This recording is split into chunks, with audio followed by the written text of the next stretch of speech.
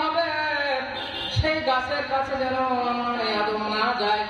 আল্লাহ পাক বললেন, ইয়া আদম, হে আমার আদম, তোমরা কি করো? তুমি তোমার বিবিকে নিয়ে 4 দিন শেষ করে তোমার সময় নাই। আল্লাহ পাক তার কদর থেকে একটা বাবা বলেন, ইয়া আদম আনতা যাওতুকাল জান্নাতা ওয়া কুলা রাগাদান হাইসু শিতুমা ওয়া তাকরাবা হাযিহি শাজারাতা ফাতাকুনা মিনাজ জালিমিন। হে আদম, তুমি তোমার বিবিকে নিয়ে জান্নাতে এসে থাকো, আর কি করো? আমার নিয়ামত ভোগ করো। ফাতালাকা ইয়া আদম, তাতেও যদি তোমার ভুল হয়ে যায়, ফাতাবা আলাইকুম, আমার কাছে তওবা করবে, ইন্নাহু হুয়া তাওয়াবুর রহিম, নিশ্চয়ই আমি আল্লাহ তওবাকারীকে দয়া এবং ক্ষমা করে থাকি। বলুন সুবহানাল্লাহ। আমি কি করি? দয়া এবং ক্ষমা করে থাকি যদি আমার কাছে কেউ তওবা করে। হে আদম, তুমি যদি তওবা করতে যেন ভুলো না, যদি ভুল হয়ে যায়।